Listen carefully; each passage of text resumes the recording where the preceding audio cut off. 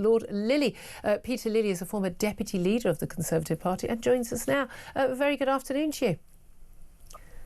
Just afternoon. Thank you very much. It's only just afternoon. Yes, thank you very much for joining us. Well, look, what do you make, first of all, of the criticisms from the left-wing flank of the Labour Party, John McDonnell, Zura Sultan and others, although now suspended over oh, goodness knows what, a last thing, that pro-Palestinian of some sort, I think. But what do you make of their criticisms of Keir Starmer for being basically echoing Enoch Powell for this phrase that Britain could become an island of strangers?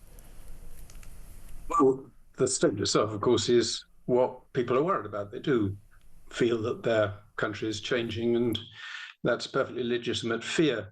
What is extraordinary is the hypocrisy of someone like Starmer, whose whole career has been on trying to pretend that our duty is to treat everybody in the rest of the world as at least equal, if not superior, in their rights to come here and live here. And then suddenly, because of bad election results, he's trying to pretend he's moving the other direction. So on that, in that respect, MacDonald is right that Starmer is a hypocrite and should either admit that he's been wrong all his life or continue with his old beliefs. And that's the thing. Right. On so many different issues, this Prime Minister, we have this from many politicians, as you know, many different parties, but particularly Keir Starmer, he will just suddenly say, no, this is what I think. And you think it's the exact opposite of what he thought apparently the day before. But no one ever seems to ask him, and he certainly never explains why he's changing. But why did he one moment think the economic benefits of migration were worth it, that there was no cultural impact, that everything was fine, and now suddenly he thinks it's a really bad thing and that something needs to be done about it? Why do you suspect he thinks that, or pretends to think that?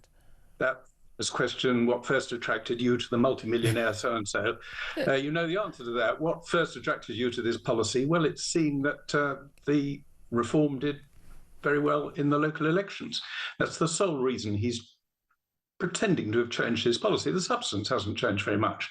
We're still, even on the most optimistic view of the impact of these changes, going to be allowing hundreds of thousands of people to come here every year, so that within every 2 or 3 years we'll have imported the population of Birmingham without any plans to build a new Birmingham anywhere to accommodate them.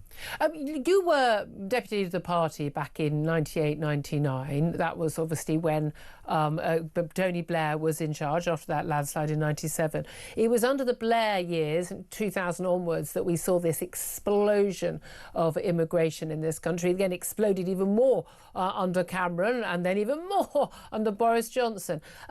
Given that pretty much every single election from then onwards, well, not from then onwards, from, you know, basically the late 2000s onwards, every election, one of the key issues at the election time was the high level of immigration, and voters, by a large majority, again and again saying we would like net immigration levels to go down. Promises from Tory leader after Tory leader that they would do that.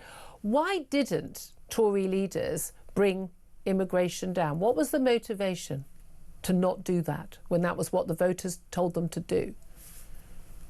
They were taken in by the arguments put forward by Blair and the CBI. It was Blair at the CBI conference in 2004, I think, who put forward the case that we had to have mass migration to promote growth and to fill shortages. And I wrote a pamphlet at the time in 2005 called Too Much of a Good Thing, debunking all these arguments and saying it wasn't true. Unfortunately, no one took any notice, and since then I've not been allowed on the BBC on these matters, which is another reason. Are you serious? You've not been invited on the BBC at all since? Not on these matters, of course not. No, nor on immigration, nor on net zero. Other matters they'll let me talk about, but none of those three for the last 20 years. So they've been part, you know, your esteemed station didn't exist in those days, so there was tended to be a monopoly of news. Yeah. So these arguments were believed. We've now had 20 years during which we've had the highest level of migration in our history, indeed equal to all previous migration put together, and the lowest rate of growth. So we know that theory was wrong. We've also started off, when Blair made this speech, he said there are 600,000 vacancies in the country. We need migrants to fill them. We've allowed several million workers to come here, and we now have 800,000 vacancies. Yeah. That shouldn't be any surprise to anybody, because each worker, say he produces £30,000 worth of value to his employer, who pays him £30,000, he then spends £30,000. So he creates as much demand for extra work and goods and services as he satisfies. So it was always going to be thus. But people were so taken in by this because it was backed by the CBI, who of course just simply wanted cheap, skilled and unskilled workers from abroad. And we're glad to have a prime minister who argued that it was a good thing. Well, this is the thing. So even when we have Conservative prime ministers elected not to do this, and even again this Labour prime minister had to say they would bring immigration down, just because there's no way they would have passed muster last July with voters if they didn't. Certainly in those red wall seats that they won back from Boris Johnson's big win in 2019, but they still sort of pay lip service to it. But do you think that actually most of the politicians involved still fundamentally think that immigration is a good thing? And, well, we've got a few problems here and there, but basically they're just people who, think Enoch Powell was right, rivers of blood. We're not really listening to them because actually business needs these people, care homes need these people, government needs these people, the NHS need these people, and we won't function without it. So we'll pay lip service and say, yes, we'll get it down. Wink, wink, wink, like Boris Johnson did. And then we'll just carry on as we were and just hope no one notices. I mean, is that the plan? Still think an awful lot of people certainly in the Labour Party, the majority of people in the Labour Party still have convinced themselves of these factually disproven theories that mass immigration is good for growth and fills vacancies.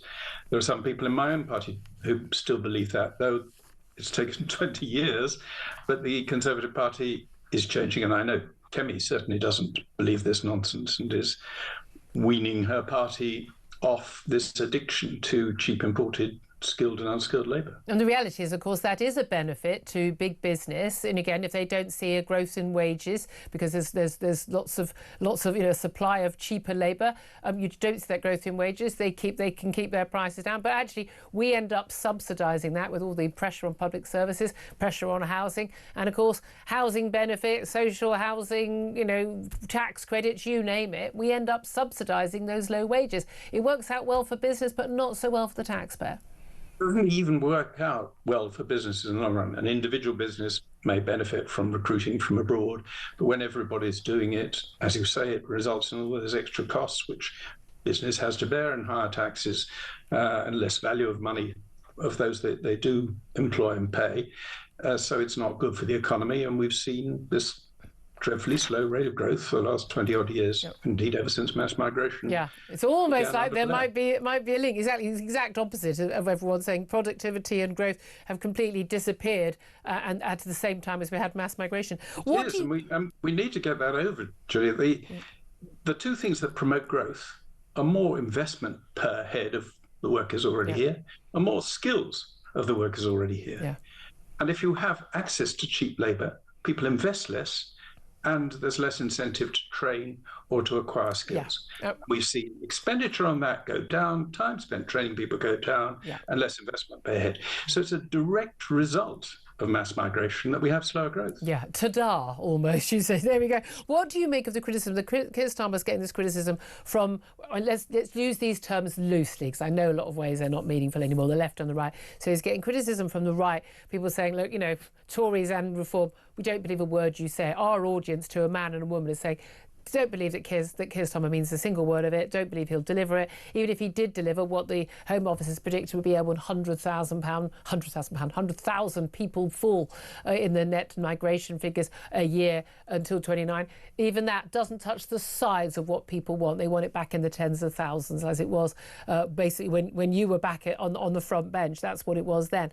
But also criticism it was lower than that. Well, it was 20 to 30,000. Yeah. Can I just get to that? No. For the whole Thatcher period, 12 years she was in power, net migration was net zero.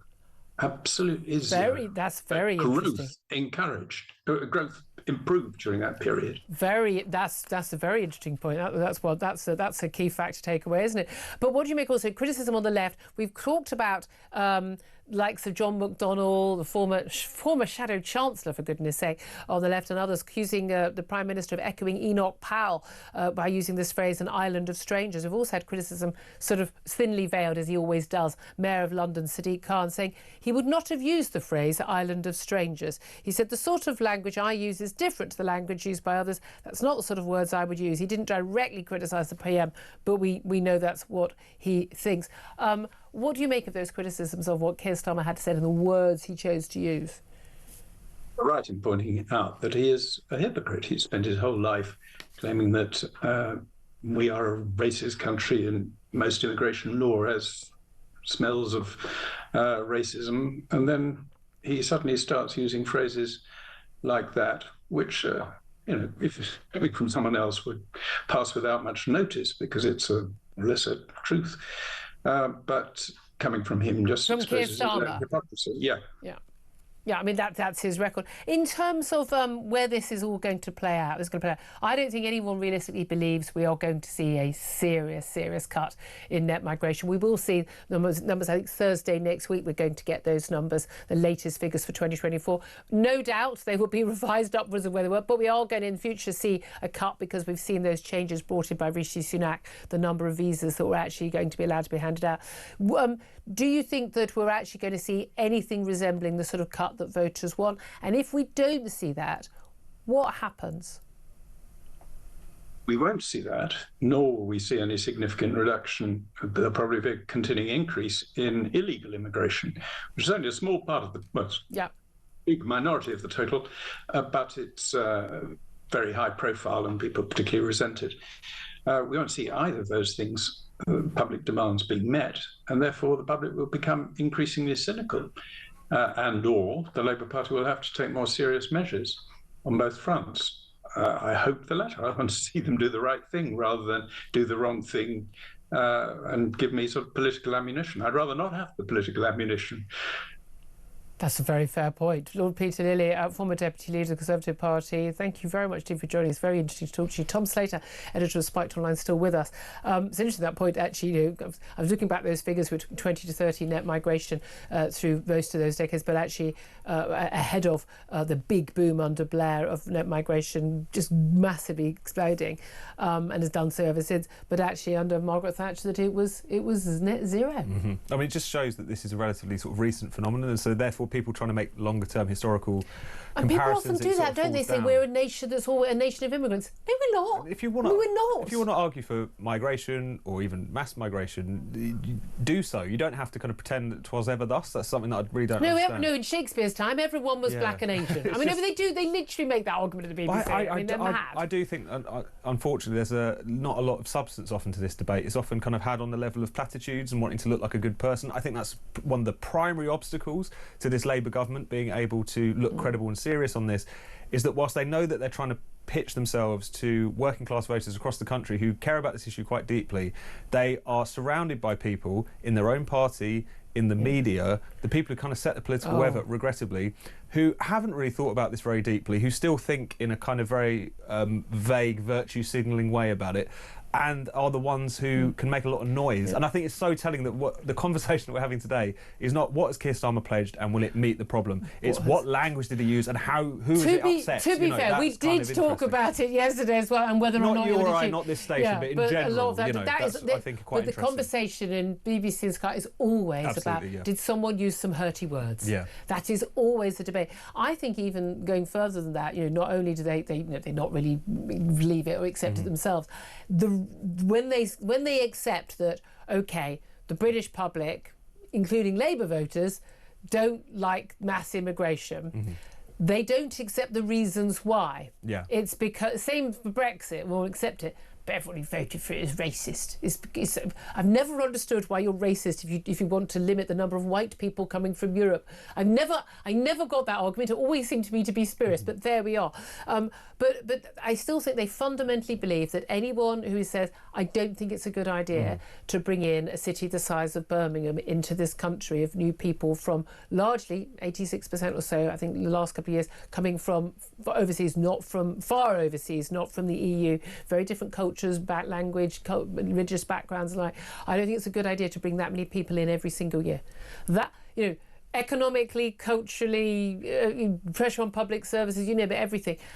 They fundamentally think that people who think that are just racist, xenophobic bigots. Yeah, that's what they actually believe. It's the kind of Kathy Newman reflex, isn't it? It's like, I'm concerned about immigration, so what you're saying is you're racist. No, I'm just concerned about housing, so what you're saying is you don't like immigrants. It just goes on and on and on, all the way down. And it's often from people who, to be honest, to the extent that they interact in this country, their life is so cosseted, rarefied, and insulated from any of the negative impacts of any of the policies the government is pursuing, that you wonder how they can have the temerity to lecture people about this issue or anything else. I still remember one of the reasons why I came to this topic very, very early, when I was absolutely, obviously, far-right, racist, bigots, all the words that are thrown in, was because I could see across the river to my patch in Bethnal Green. I worked on the East London Advertiser the first year after out of journalism college. Yes, I know, my so-called journalism training.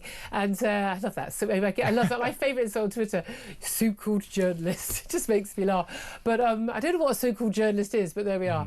Government doesn't know what a so-called solicitor is, or even a so-called economist. But anyway, I digress. But going to local schools, and again, there was already the battles going on, the race and religious issues, and the one of the local schools, and there was the whole thing about white flight. But we're talking about local schools, which 5 years earlier had been, people, locals had lived in the area for years and years.